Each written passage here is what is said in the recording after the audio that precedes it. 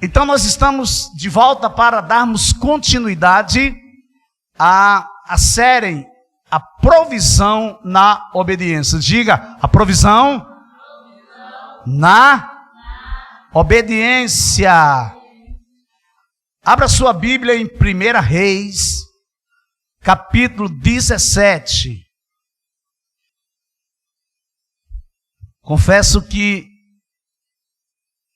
estou assim, bastante animado, bastante agradecido e exultando no Senhor por esta série. Deus tem feito coisas maravilhosas, Deus tem feito coisas tremendas no meio do seu povo. 1 Reis, capítulo 17, a partir do versículo 2. Veio-lhe a palavra do Senhor dizendo: retira-te daqui, vai para o lado oriental, esconde-te junto à torrente de Querite, fronteira ao Jordão. Beberás da torrente, e ordenei aos corvos que ali mesmo te sustentem. Foi, pois, e fez segundo a palavra do Senhor. Retirou-se e habitou junto à torrente de Querite, fronteira ao Jordão. Os corvos lhe traziam pela manhã pão e carne, como também pão e carne ao anoitecer, e bebia da torrente. Versículo 7. Mas, passados dias, a torrente secou, porque não chovia sobre a terra. Então lhe veio a palavra do Senhor, dizendo: dispõe-te e vai a Sarepta, que pertence a Sidom, e demora-te ali, onde ordenei a uma mulher viúva que te dê comida. Versículo 10. Então ele se levantou e se foi a Sarepta. Chegando à porta da cidade, estava ali uma mulher viúva apanhando lenha. Ele a chamou e lhe disse: traze-me, peço-te, uma vasilha de água para eu beber. Indo ela a buscá-la, ele a chamou e lhe disse: traze-me também um bocado de pão na tua mão. Porém ela respondeu: tão certo como vive o Senhor, teu Deus, nada tenho cozido, há somente um punhado de farinha numa panela e um pouco de azeite numa botija. E vês aqui, apanhei 2 cavacos e vou preparar esse resto de comida para mim e para o meu filho. Comê-lo-emos e morreremos. Elias lhe disse: não temas, vai e faze o que disseste, mas primeiro faze dele para mim um bolo pequeno e traze-mo aqui fora. Depois farás para ti mesma e para teu filho. Porque assim diz o Senhor, Deus de Israel: a farinha da tua panela não se acabará, e o azeite da tua botija não faltará, até o dia em que o Senhor fez chover sobre a terra. Vamos orar. Feche seus olhos. Quero orar com você. Querido e amado Deus, poderoso Pai, Deus da providência, Jeová Jirê, nós te louvamos, nós te adoramos na beleza da tua santidade, nos rendemos a ti e nos aquietamos diante de ti. Fala conosco, vem falar a tua igreja, Senhor, em nome de Jesus. E quem crê, diga aleluia. A provisão na obediência. Essa é a parte 2. Semana passada nós vimos que Abraão, quando foi chamado, ele deixou tudo para trás e obedeceu ao Senhor e foi para uma terra que Deus iria lhe mostrar. Depois Deus promete um filho, o filho da promessa. Deus clama por Abraão e diz: Abraão, Abraão. Ele diz: eis-me aqui, Senhor. Ele disse: pega teu filho, teu único filho, a quem tu amas, e leva para um lugar, para um monte que eu te mostrarei, e lá tu imolarás ele, tu farás holocausto em meu nome. Abraão prontamente pegou Isaque e seguiu.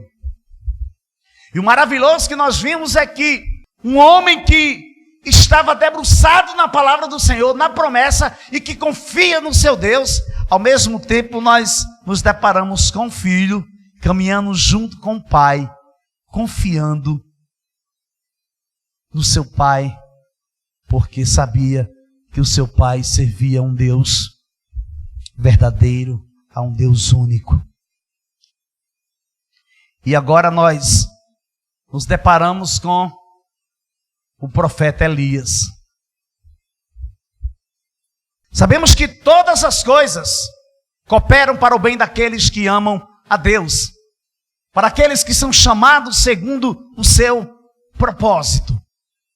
Está em Romanos capítulo 8, versículo 28. A impossibilidade pode até nos limitar a realizar coisas, a fazer coisas que desejamos fazer. Porém, a impossibilidade não pode, não possui em si mesmo a capacidade de nos impedir de sermos obedientes a Deus. Cabe a você examinar-se. Cabe a mim examinar-me, para ter um diagnóstico preciso se de fato tenho obedecido a Deus ou não. Essa é uma pergunta que eu quero fazer nesta noite a você. Não responda. Quando você se examina, o que é que você encontra? Você encontra um homem, você encontra uma mulher que tem obedecido, que tem se rendido à vontade de Deus? Porque não há nada impossível para Deus. Não há limitações no seu agir. Se prestarmos bem atenção, identificaremos o cuidado de Deus com as nossas vidas no dia a dia. Quando a gente acorda. Aliás, quando estamos dormindo, a sua palavra diz que o guarda de Sião vela pela nossa casa e vela pelo nosso sono. Então, quando nós acordamos, Ele está ali. Quando nós vamos para o trabalho, Ele nos acompanha. Quando nós estamos nos relacionando, quando você trabalha em um meio relacional, em uma sociedade, e você começa a se relacionar com as pessoas, e Deus vai te guiando, Deus vai colocando palavras na sua boca, é você se relacionando com um Deus, o qual você confia, um qual você espera nele. Então Ele nos dá livramentos todos os dias, a provisão dele, a provisão diária, o pão nosso de cada dia, o seu amor que nos cerca, a sua mão estendida, o fôlego de vida, as suas misericórdias que se renovam a cada manhã. Aleluia! Que Deus tremendo, que Deus maravilhoso. E Elias sintetiza muito bem um homem ou uma mulher que é obediente a Deus. Quando Deus diz vá, Elias vai. Quando Deus diz pare, Elias, ele para. Quando Deus diz fale, Elias fala. E se cumpre exatamente como Deus mandou ele falar, segundo a palavra do Senhor. Então, o primeiro ponto, o primeiro aprendizado que eu tiro para a minha vida e quero compartilhar com a igreja nesta noite, está aí no versículo 2. Agora você vai ficar folheando a sua Bíblia hoje, tá? Vamos lá. O primeiro ponto é: Deus é o nosso esconderijo na obediência. Tá vendo aí? Deus é o nosso esconderijo na obediência. Vamos lá, versículo 2 ao 4. Então a palavra do Senhor veio a Elias dizendo: saia daqui, vá para o leste, esconda-se junto ao ribeiro de Querite, nas imediações do Jordão. Você receberá a água do ribeiro, e eu ordenei aos corvos que sustente você naquele lugar. Aleluia. Na Bíblia, a mensagem diz o seguinte: saia depressa daqui, vá para o leste e se refugie próximo ao riacho de Querite. O cuidado de Deus para com seus servos é algo imprescindível. Sua presença, o seu amor e a sua misericórdia nos acompanha diariamente, ininterruptamente, até mesmo quando você dorme. Foi o que eu acabei de falar há pouco. Então, engana-se o homem que pensa que pode fazer tudo o que ele quer e bem entende sem prestar contas. É incrível. Engana-se o homem, engana-se a mulher que pode fazer tudo o que bem quer, entende e que não deve prestar conta. Por quê? Porque sempre haverá um momento que eu, que você, que nós prestaremos conta diante do tribunal de Deus. Veja aí, veja João capítulo 15. Abra no Evangelho de João capítulo 15. Jesus diz: eu sou a videira, vocês são os ramos. Quando vocês estiverem unidos a mim e eu a vocês, num relacionamento íntimo e orgânico, não imaginam que colheita terão. Separados, vocês não podem produzir. Essa é a versão da Bíblia Mensagem. Talvez na sua Bíblia esteja diferente. Como é que você pode ouvir a voz de Deus e obedecer a Ele se você não tem intimidade com Ele? Se você não busca a intimidade dEle, se não paramos para debruçar o nosso coração sobre a sua palavra, e não nos recolhemos para ficarmos a sós com Ele, por mais que desejássemos, por mais que desejamos ouvir, discernir a sua palavra, não reconheceremos. Por quê? Porque eu estou ouvindo muitas vozes. E se você parar para pensar e denominar, nominar essas vozes, as vozes das preocupações diárias. Como eu vou pagar essa conta? Como eu vou pagar aquela outra conta? O que é que eu vou fazer com isso? O que é que eu vou fazer com aquilo? E muitas das vezes você começa a nominar. Como é que eu vou pagar o colégio do menino? Como é que eu vou pagar a água? Como é que eu vou pagar a luz? E aí você vai ouvindo muitas vozes, você vai nominando essas vozes, e você não consegue discernir a voz do Supremo Pastor, dizendo para você se aquietar e para você se colocar diante dele, porque ele quer falar com você. E como é que você vai obedecer a ele se você não está identificando que é a voz dele? Sem parar, sem se aquietar, sem ruminar, sem ter uma vida pautada de oração e jejum, sem realizar a solitude para a sua presença e receber dele o melhor para cada dia, não discerniremos, não conheceremos e não identificaremos a sua voz. Por não identificar e por não discernir sua voz, tomamos decisões precipitadas. Por não reconhecer a sua voz, ouvimos outras vozes que nos leva para um lugar de incerteza, de indecisão e, pasmem, de incredulidade. Jesus estende esse relacionamento íntimo para uma esfera relacional mais excelente. O que é excelente? é muitíssimo bom, é perfeito, é distinto. E Jesus acrescenta, íntimo e orgânico. Essa intimidade é inerente, ou seja, é intimamente unido a um organismo. É orgânico porque vem do organismo, que é relativo aos seres vivos, ao que vem de um organismo vivo. Olha aí, que coisa tremenda. Você entendeu isso aqui, ó? Eu vou falar para você mais compassado, para ver se você entende o que é que o Senhor quer falar contigo, ó. Jesus pega essa intimidade, ele diz, olha, sem mim nada podeis fazer. Para você fazer alguma coisa, você precisa estar enxertado na videira. Por quê?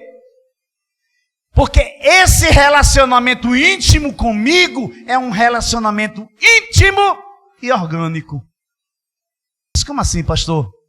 Orgânico porque ele vem de um organismo que é relativo aos seres vivos. Ou que vem de um organismo vivo que é Jesus, que é a própria vida. Aleluia. Jesus é a árvore da vida, Jesus é o caminho, Jesus é a verdade, e Jesus é a vida, e ninguém vem ao Pai a não ser por Ele, por mim, como diz Ele. Só há um mediador entre o homem e Deus, Jesus Cristo. Que coisa tremenda, que coisa tremenda. Deus faz o que você não consegue fazer. Deus traz à existência o que não existe.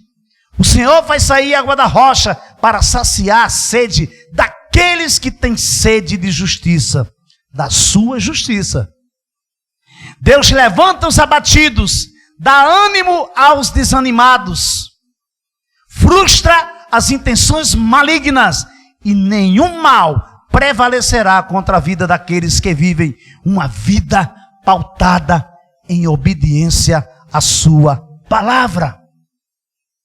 Busque o Senhor com toda a intensidade do seu coração e Ele se deixará ser achado por vós. Porque Deus ordena que Elias fuja e se refugie próximo ao riacho de Querite. Essa foi uma pergunta que eu fiz. Primeiro, Elias era um profeta do Senhor. Segundo, Elias estava cumprindo uma ordenança do Senhor. Terceiro, Elias estava confrontando o rei Acabe e entregando a sentença, a decisão que Deus tinha tomado em relação às suas práticas pecaminosas de idolatria. Versículo 1, veja o versículo 1 do livro de 1 Reis 17. Então, Elias, o tesbita, dos moradores de Gileade, disse a Acabe, tão certo como vive o Senhor, Deus de Israel, a quem eu sirvo, não haverá orvalho nem chuva nos próximos anos, a não ser quando eu disser. Aleluia. Meu Deus, que intrepidez, que confiança, né? Um homem desse, ele só podia confiar muito no seu Deus.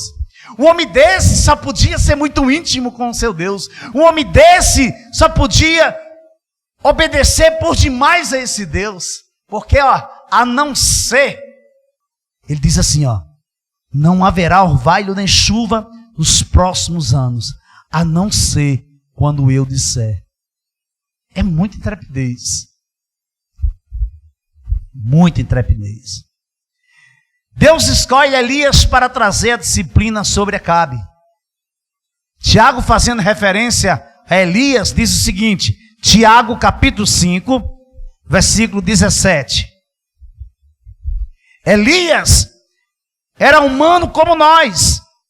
Elias orou fervorosamente para que não chovesse, e não choveu sobre a terra durante 3 anos e meio. Outra vez, orou outra vez, e o céu enviou chuva, e a terra produziu os seus frutos. Está vendo aí? O que eu acho maravilhoso, amados, é que nesse mesmo texto de Tiago, Tiago vai dizer que Elias era homem igual a mim e a você. Que Elias era um homem pecador. Mas Elias, existia um diferencial na vida de Elias. Elias era um homem obediente a Deus. Elias era um homem que, através da sua obediência a Deus, ouvia a voz de Deus.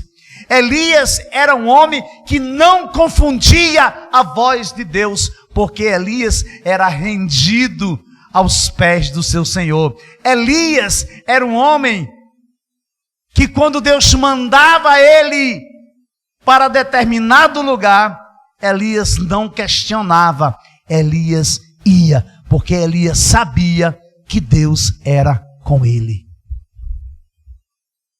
A questão é, por que nós muitas das vezes não damos continuidade àquilo que começou? Por que muitas das vezes nós não entendemos como é que Deus quer nos levar, como Deus está nos conduzindo? Porque quando Deus está nos conduzindo, pode ter certeza que haverá um momento que você não vai reconhecer o caminho, que você não vai reconhecer o percurso. Por quê? Porque é Deus que está te levando para algo novo. É Deus que está levando você para um lugar de excelência.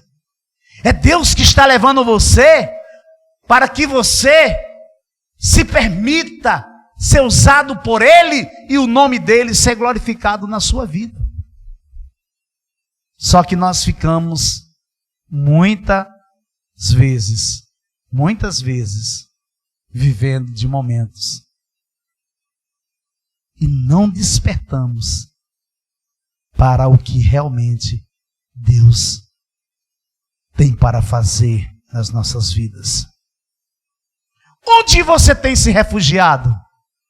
A provisão de Deus tem chegado até você? Como Deus tem se revelado na sua vida? Na sua casa, com seus filhos ou com suas filhas, com seu marido ou com sua esposa, você tem buscado a Deus? Ou Deus é apenas o provedor da sua casa? Ou Deus é apenas o provedor da sua casa? Ou você esqueceu que tudo que você pediu e tudo que você possui foi Ele que te deu?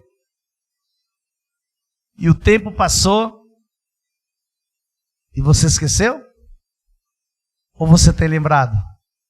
Queridos, quando eu estava parado na presença de Deus, lendo esse texto, esse versículo 5 ao 7 me surpreendeu. E olha que eu já li muitas vezes. Elias foi e fez segundo a palavra do Senhor.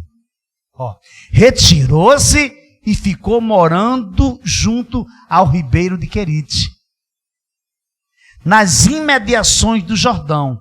Os corvos lhe traziam pão e carne pela manhã, bem como pão e carne ao anoitecer. Agora preste atenção, como é profundo essa parte.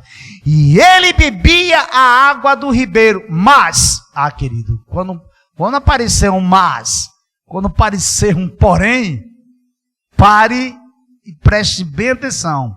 Mas, passados alguns dias, o ribeiro secou, porque não chovia sobre a terra. Sabe o que é que eu me deparo aqui? Que nem sempre quando você vai e obedece a Deus, ou quando sempre você obedece a Deus, nem sempre vai acontecer como você espera, mesmo você obedecendo. Por quê? Porque Deus vai te surpreender. Sabe por quê? Porque Deus vai tirar você do lugar de acomodação. Deus vai tirar você da zona de conforto. E às vezes você tá lá, foi Deus que mandou você ir, e você está obediente, e de repente Deus vai, peraí. Se eu mandar ele ir, ele vai se confundir. Se eu falar para ele novamente, ele vai se confundir, porque ele ainda está vivendo aquilo que eu mandei ele fazer. Então o que eu vou fazer? Eu vou providenciar as circunstâncias para mexer ele de um lado, para mexer ele do outro. O riacho secou. Aleluia. Nunca esqueça dessa noite, viu? O riacho secou. Porém, quando o riacho seca, é porque Deus está prestes a mandar um terremoto para a sua vida. Mas esse terremoto é um terremoto de providência. Olha para cá, veja bem. Ó, você percebe que em dado momento, quando a disciplina de Deus vem sobre uma vida, vem sobre alguém, essa mesma disciplina se estende, se lança e alcança outras vidas. Já pensou? Como é que pode? Você entendeu isso aí que eu disse? Entendeu, Dora? Quando alguém é disciplinado, e Deus manda disciplina, porque Deus disciplina, amados. Ou você acha que Deus disciplina? A palavra dele disse, logo ele não disciplina, você não é filho, você é bastardo. A orfandade está enraizada, está na sua raiz. Então, entenda uma coisa, quando a disciplina vem para a pessoa, para aquela pessoa, ela se estende em um raio de atuação aonde outras pessoas vivem e moram ali. O que é que acontece? Você não tem nada a ver com os erros, com os desacertos e com a desobediência daquela pessoa que está sendo disciplinada. Porém, você é atingida ou atingido pelo processo de disciplina. Mas, pastor, você está falando disso ou de outra coisa? Não, estou falando do próprio Elias. Para quem foi que ele estava sendo? Deus usou a vida dele para disciplinar quem? Acabe. E Deus manda ele ir para o ribeiro junto a Querite. E ele vai. Ele tem pão, ele tem água e ele tem pão. Mas o que acontece? O riacho seca. Por que o riacho seca? Porque o próprio Elias, o próprio profeta Elias, abre a sua boca e diz que agora não vai cair chuva sobre a terra, para que não tenha orvalho. E só mediante a palavra dele descerá a chuva do céu. O que acontece? O riacho vai seca. Eita papai. Ou você acha que Deus não sabia disso? Ou você acha que Deus não sabe o processo de vida que você está passando? Você sabia que existe um momento que você acha que Deus não está vendo mais, que Deus não está prestando mais atenção, que Deus não está mais levando em conta? Engana-se você. O agir invisível de Deus está indo na sua direção de uma maneira que você jamais, que nem olhos viram, nem ouvidos ouviram, nem jamais penetrou em coração humano o que Deus está para fazer na sua vida. Aleluia. Você crê nisso? Você pode aplaudir o Senhor Jesus nesta noite? Oh, aleluia! Deus sabe tanto o que está acontecendo, todo o processo que Ele promove o processo dele, ele traz o escape promovido da parte dele, que leva você para outro estágio, para outro nível de experiência. E olha, e muitas vezes você vai de encontro à necessidade de outras pessoas. É incrível, é incrível, é incrível. Era dada oportunidade para os soldados irem à guerra. E aqueles soldados que tinham oportunidade de lutar e ser vitorioso, ele recebia um escudo. Só que o escudo que ele recebia diferenciava dos outros escudos. Ele brilhava como a luz do sol. E tinha um soldado novato que ele, quando viu aquilo, ele achou maravilhoso.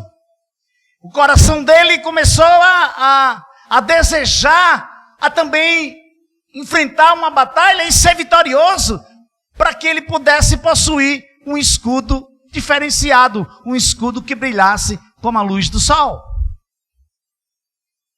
E chega o momento de ir para a guerra.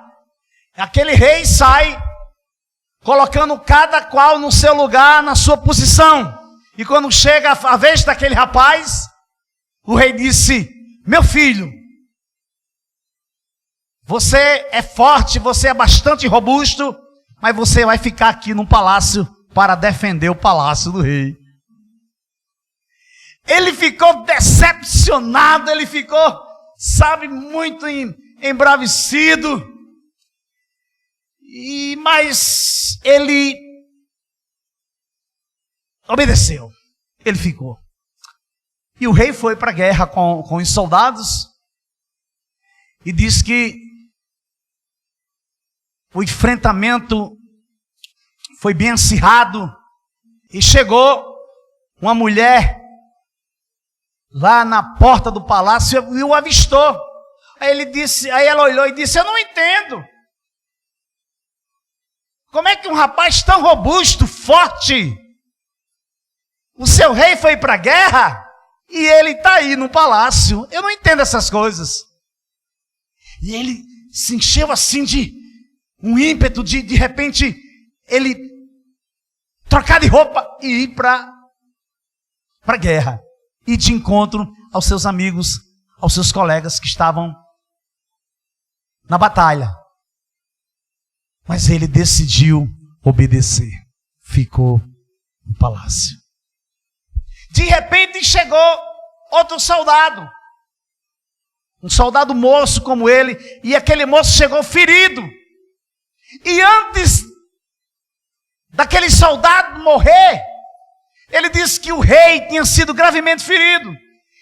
E a guerra estava muito acirrada. E tinha muitos outros soldados feridos também.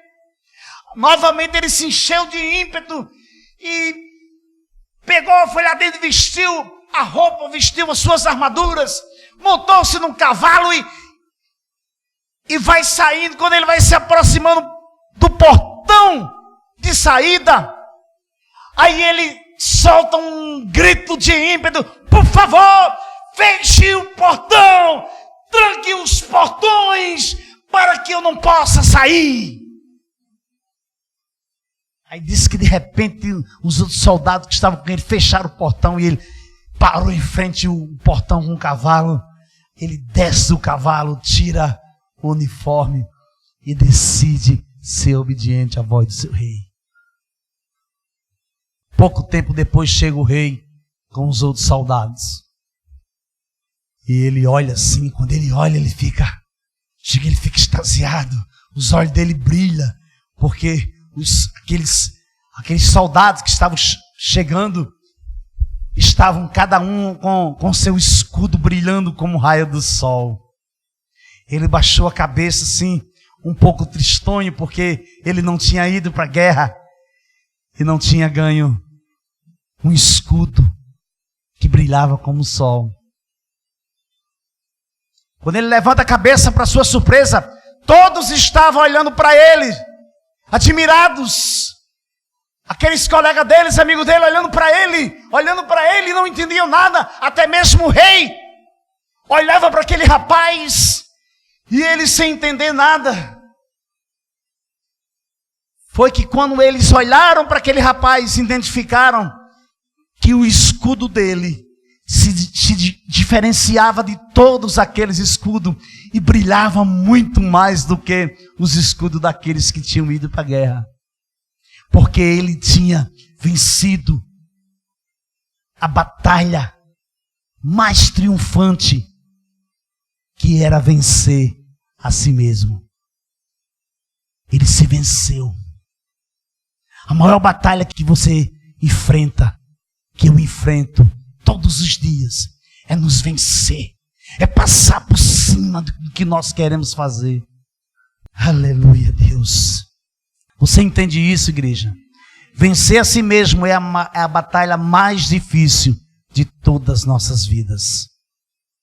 Porém, Samuel disse: será que o Senhor tem mais prazer em holocaustos e em sacrifício do que no obedecer a sua palavra?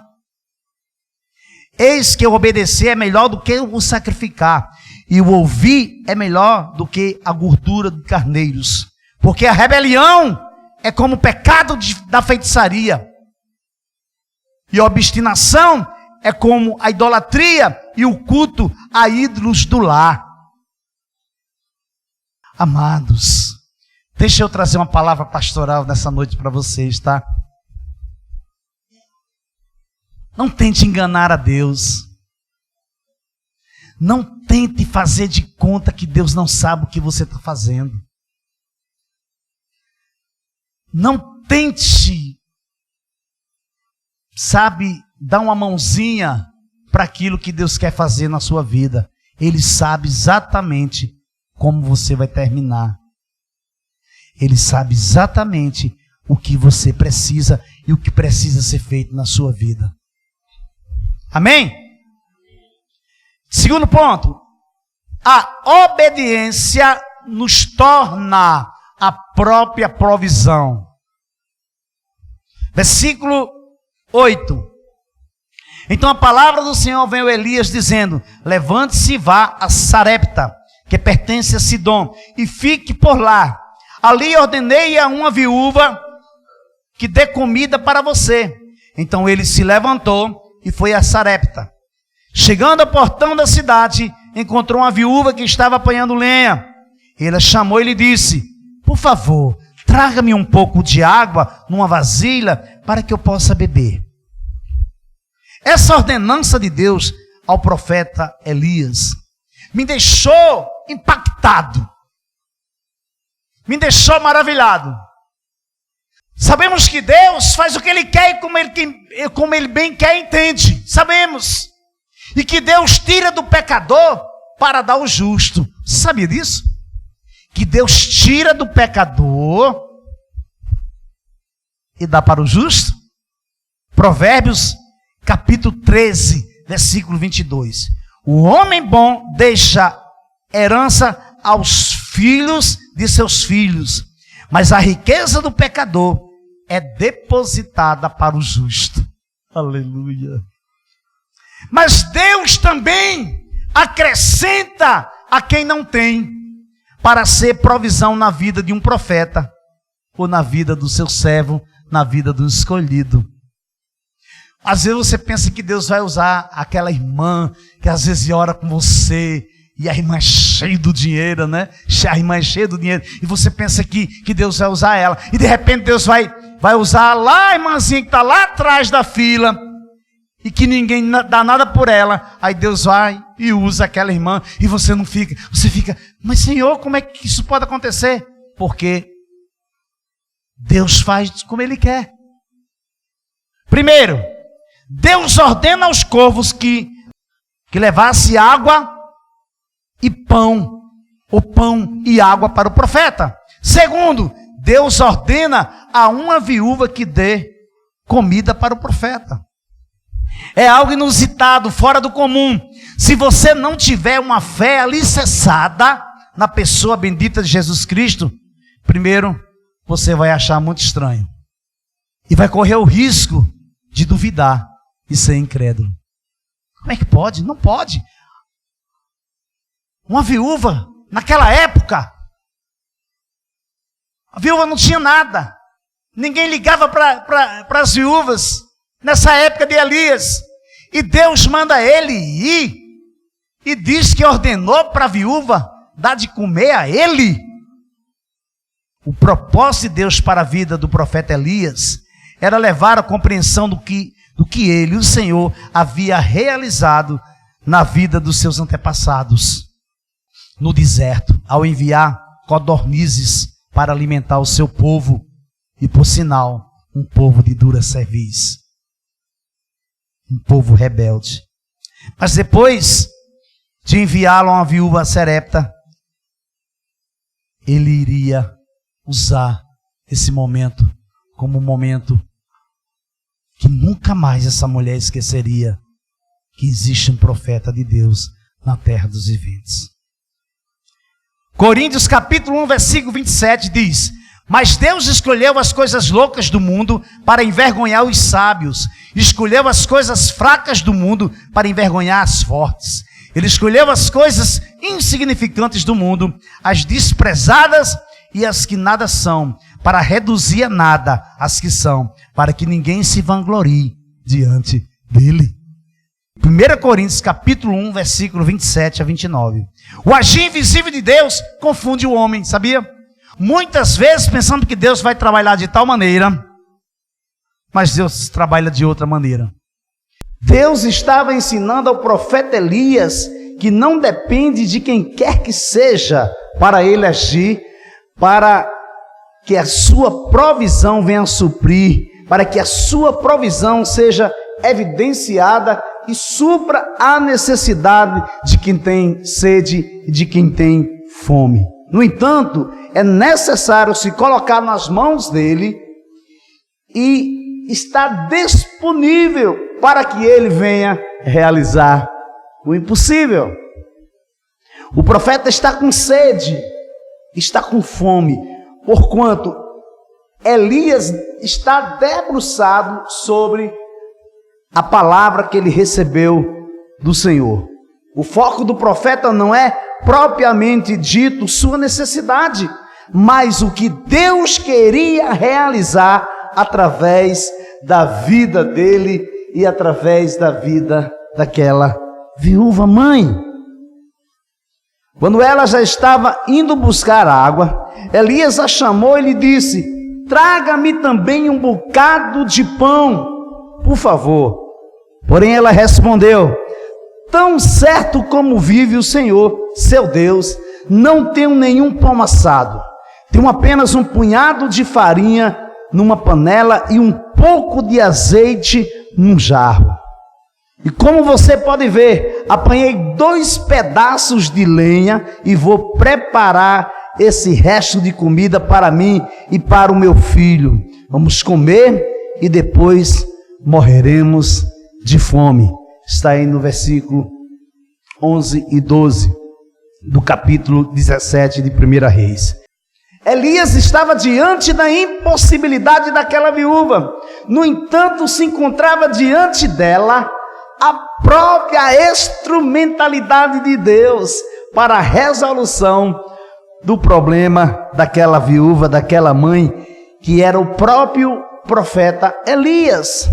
É necessário apenas um ouvido aguçado, um espírito sensível e a disponibilidade para Deus agir, para Deus trazer o invisível para o visível. Mediante a intimidade com seu Filho Jesus Cristo, podemos viver coisas tremendas, podemos nos colocar diante de Deus e Ele realizar prodígios e maravilhas, mas é preciso eu e você estar disponível. Precisamos estar disponível e obedecer às ordenanças do Senhor. Veja o que Jesus fala sobre Elias e essa viúva. Asseguro-lhes que havia muitas viúvas em Israel no tempo de Elias, quando o céu foi fechado por 3 anos e meio, e houve uma grande fome em toda a terra. Contudo, Elias não foi enviado a nenhuma delas, senão a uma viúva de Sarepta, na região de Sidom. Evangelho de Lucas, capítulo 4, versículos 25 e 26. O que eu consigo discernir, o que eu consigo entender com o agir de Deus na vida dessa viúva, é que Deus ainda estava para fazer algo que ela nunca mais esqueceria. Porque mesmo antes dessa viúva sair para buscar gravetos, para preparar a comida, comer com o seu filho e depois esperar a morte, Deus já havia preparado a provisão divina, tanto através da obediência do profeta Elias, como através da sua própria obediência da viúva. Ambos foram obedientes à voz do Senhor, e o Deus Todo-Poderoso atendeu e supriu suas necessidades. Quando a provisão chega, ela chega para todas as áreas de uma vida que é pautada à obediência a Deus. A farinha da panela não acabará e o azeite do jarro não faltará. Porém, Deus vai muito além do que comer, do que vestir, do que eu possa pensar e do que eu possa imaginar, do que você possa pensar e do que você possa imaginar. Deus estende a sua provisão ao mais alto nível de precisão. O Deus da vida se faz presente e conclui o seu propósito maior, que é trazer o filho desta viúva de volta através da instrumentalidade dele, que é o profeta Elias. Veja, algum tempo depois o filho da mulher, dono da casa, ficou doente, foi piorando e finalmente parou de respirar. E a mulher reclamou a Elias: que foi que eu te fiz, ó homem de Deus? Vieste para lembrar-me do meu pecado e matar o meu filho? Dê-me o seu filho, respondeu Elias. Ele o apanhou nos braços, ele o apanhou dos braços dela, levou-o para o quarto de cima, onde estava hospedado, e o pôs em cima da cama. Então clamou ao Senhor: ó Senhor meu Deus, trouxeste também desgraça sobre esta viúva, com quem estou hospedado, fazendo morrer o seu filho. Então ele se deitou sobre o menino 3 vezes e clamou ao Senhor: ó Senhor meu Deus, faze voltar a vida a este menino. O Senhor ouviu o clamor de Elias, e a vida voltou ao menino, e ele viveu. Então Elias levou o menino para baixo, entregou a mãe e disse: veja, seu filho está vivo. Então a mulher disse a Elias: agora sei que tu és um homem de Deus, e que a palavra do Senhor vinda da tua boca é verdade. Aleluia. Eu quero terminar, eu quero concluir chamando a sua atenção para algo muito importante. Veja que quando ela estava indo buscar a água, Elias a chamou e lhe disse: traga-me também um bocado de pão, por favor. Porém, ela respondeu, preste bem atenção: tão certo como vive o Senhor, seu Deus, não tenho nenhum pão assado. Tenho apenas um punhado de farinha numa panela e um pouco de azeite num jarro. E, como você pode ver, apanhei 2 pedaços de lenha e vou preparar esse resto de comida para mim e para o meu filho. Agora preste bastante atenção. Vamos comer e depois morreremos de fome. De fato, o seu filho morreu. De fato, o menino morreu. E era para tal conjuntura que Deus estava trazendo Elias até essa viúva. Não somente porque não tinha pão, não somente porque não tinha farinha e não tinha azeite, mas para um propósito maior. E eu termino essa palavra com meu coração debruçado na presença de Deus, pedindo. A minha oração é que eu e que você, nós entendamos de uma vez por todas que o cuidado de Deus pela sua vida, pela sua casa, com a sua família, com seus filhos, é tremendo, é maravilhoso. E quando você entende, quando você tem a revelação que você tem que andar em obediência, que você tem que viver em obediência, que você tem que ser pautado na palavra do Senhor, que você tem que obedecer os seus mandamentos e os seus preceitos e ser disponível a Ele, a provisão virá na obediência. E em dado momento, você será a própria provisão de Deus. Aleluia. Jesus te abençoe.